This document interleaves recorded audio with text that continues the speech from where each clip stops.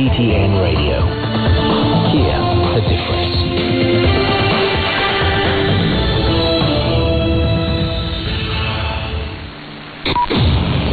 Now the news.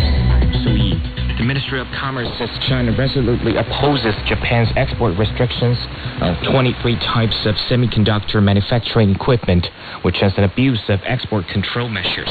The ministry spokesperson said restrictive measures from Japan have greatly deviated from free trade and international trade rules.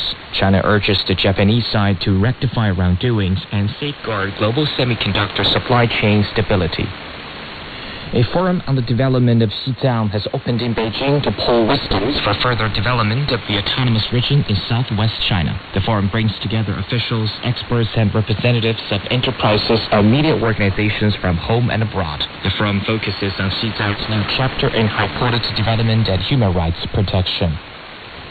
China's peak mission expedition team has reached the summit of Mount Chomolungma, the world's highest peak. A team of 11 members began their journey from a camp at a height of 8,300 meters on Tuesday morning. It's part of a scientific research expedition in the region involving 170 scientists who are studying water, ecology, and human activities to understand how the Earth system is changing in the Qinghai-Xizang Plateau. U.S. President Joe Biden and House Speaker Kevin McCarthy has been unable to reach an agreement on raising the U.S. government's debt ceiling. The meeting comes just 10 days before a possible default that could sink the U.S. economy. Biden says their talks are productive, while McCarthy says negotiators are trying to find common ground.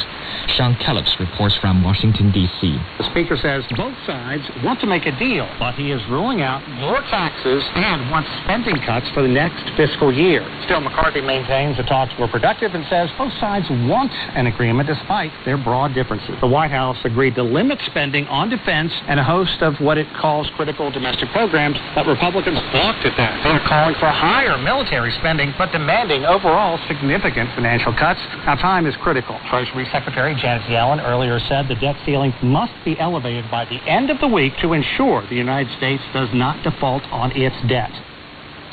The WHO chief has called for immediate efforts to prepare for the next global pandemic.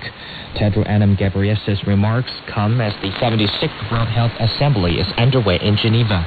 Peter Oliver reports. The message from the World Health Organization Director General to delegates was direct. There's no time to waste, and all nations must start contributing financially to get ahead of the next pandemic.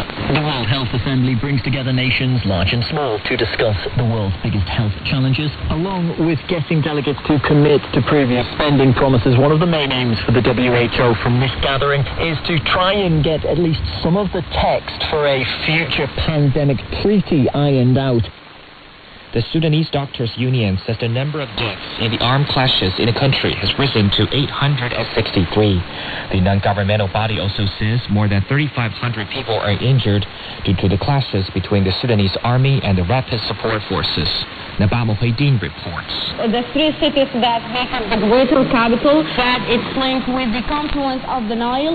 People are hearing heavy weapons and airstrikes, and also the army carried out fighting and airstrikes against the RSF. Evening, the RSF mobile units tried to move from neighborhoods and tried to attack the military in Omdurman, where the military has an air base there. The military also is struggling to dislodge the RSF from neighborhoods and from central Khartoum, as the RSF is using it as hideouts. People are so hopeful that this ceasefire will last this time, because for the first time in 6 weeks, this ceasefire shall be monitored by a mechanism. A government notice says India will make tests mandatory for cough syrups before they're exported. This came after India made cough syrups were linked to the deaths of dozens of children in Gambia and Uzbekistan. Any cough syrup must have a certificate of analysis issued by a government laboratory before it is exported, effective June the 1st. The notice identified 7 federal government laboratories where samples could be sent for testing. Iran has appointed Ali Reza Anayati as its ambassador to Saudi Arabia. In March, the two countries reached a deal in Beijing, which includes the agreement to resume diplomatic relations and reopen embassies and missions within 2 months. And that's the news. I'm Su Yi.